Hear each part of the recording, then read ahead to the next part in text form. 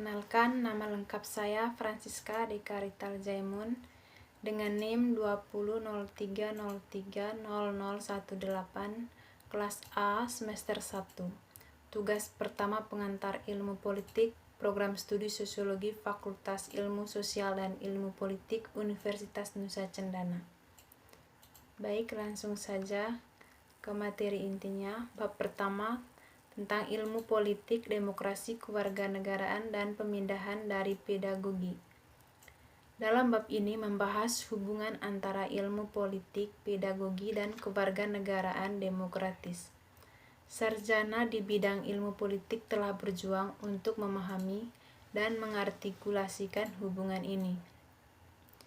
Yang kedua, kritis. Kita perlu menggunakan berbagai perspektif atau bukan hanya yang eurosentris untuk mendapatkan jarak kritis dari arus pengaturan sosial, ekonomi, dan politik.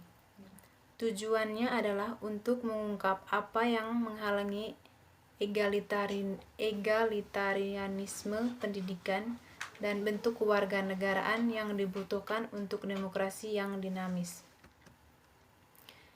Yang berikut, radikal. Dengan istilah radikal, tidak mengacu pada suatu bentuk ekstremisme politik dan aktivisme yang berperang. Analisis struktural bisa membuahkan hasil menerangi patriarkal, rasis, kolonial, heteronormatif, dan kelas biasa yang merupakan kurikulum tersembunyi dalam ilmu politik. Liberal versus konservatif bukan merupakan pilihan yang nyata untuk pedagogi.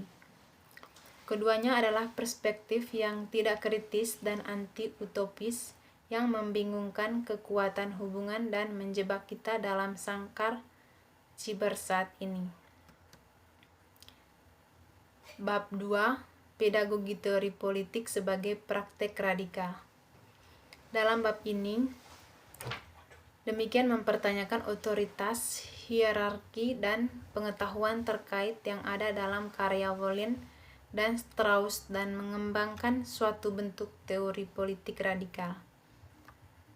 Yang pertama, tokoh Leo Strauss dan penemuan kembali filsafat politik pengaruh Leo Strauss pada tahun 1899 sampai tahun 1973.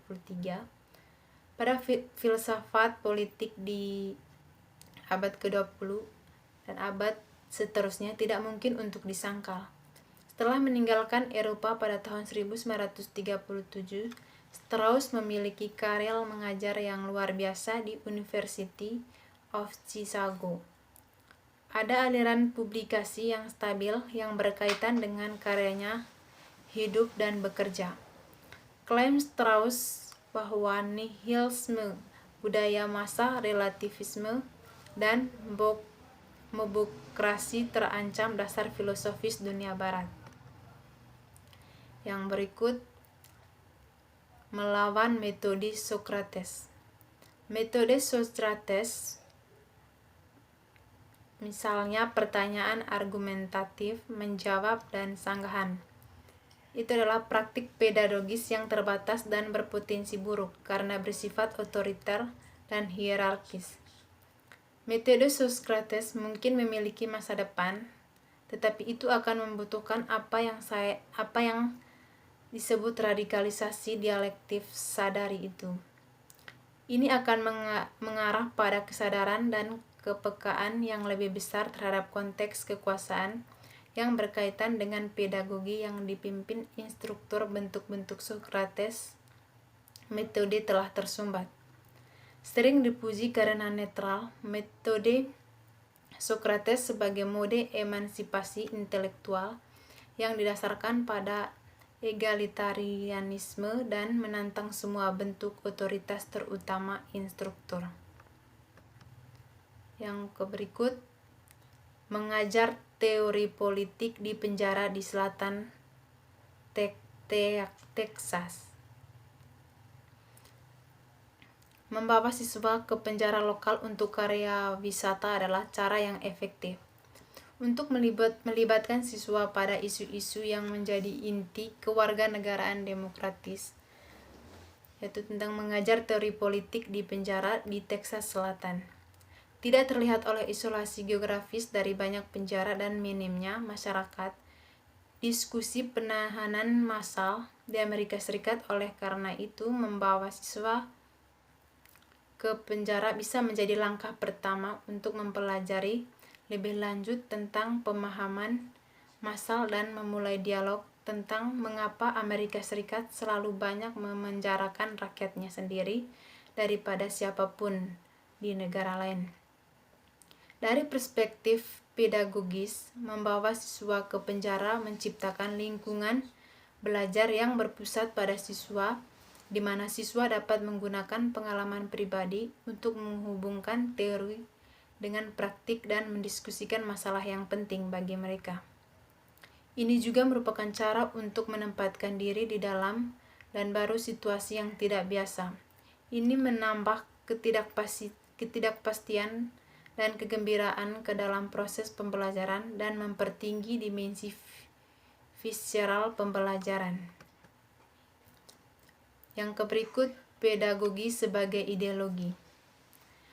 Pedagogi subversif adalah perwujudan pengalaman gangguan yang menghancurkan subjek kolonial yang tertindas, meruntuhkan wacana universitas, memupuk perspektif bottom-up dan melahirkan militan baru identitas politik. Beberapa kesamaan antara pedagogi subversif Fanon dan nasional atlet demonstran football linguik. Pedagogi subversif muncul sebagai pengalaman gangguan mendalam yang mengekspos otoritas, hierarki, dan hubungan pengetahuan dan doktrin buta warna sebagai neokolonial praktek. Kedua pernyataan Mahkamah Agung Amerika Serikat tentang ras, doktrin saat ini tentang buta warna, pembongkaran tindakan afirmatif, dan pengadilan klaim berulang bahwa ras tidak relevan juga telah membungkam percakapan tentang keadilan rasial. Yang berikut, pengajaran teori online di lembaga pelayanan Hispanik. Pengajaran teori politik online di lembaga pelayanan Hispanik abstrak. Dalam bab ini, menantang kritik pembelajaran online oleh penulis yang melihatnya sebagai tanda negatif korporatisasi universitas, penyimpanan kepembelajaran di bawah standar dan ancaman bagi demokrasi. Yang berikut, karya Freire memberikan sudut pandang yang berharga untuk direnungkan pedagogi sebagai praktik kebebasan yang merongrong otoritas, hierarki, dan perhubungan pengetahuan. Tokoh Paulo Freire. Aktivis pendidikan global Brasil Paulo Freire pada tahun 1921 sampai 1997 adalah salah satunya dari sedikit pemikir di abad 20 yang berpendapat bahwa pedagogis praktis pada dasarnya bersifat politik. Netralitas sebagai politik refleksif Freire tentang keterkaitan antara politik dan pendidikan bola dimulai dengan penolakan Freire terhadap wacana netralitas. Penolakan Freire terhadap wacana netralitas, wacana kenetralan beroperasi dalam berbagai bidang, tetapi dedikasikan untuk satu tujuan, untuk mencegah perubahan politik yang nyata dan membingungkan hubungan kekuasaan. Yang terakhir, buta huruf. Membaca dan menulis bukanlah kegiatan yang netral, tetapi terkait dengan relasi kuasa, akses ke pendidikan berkualitas, waktu luang, atau kata sekolah berasal dari kata Latin untuk waktu luang, dan perjuangan politik.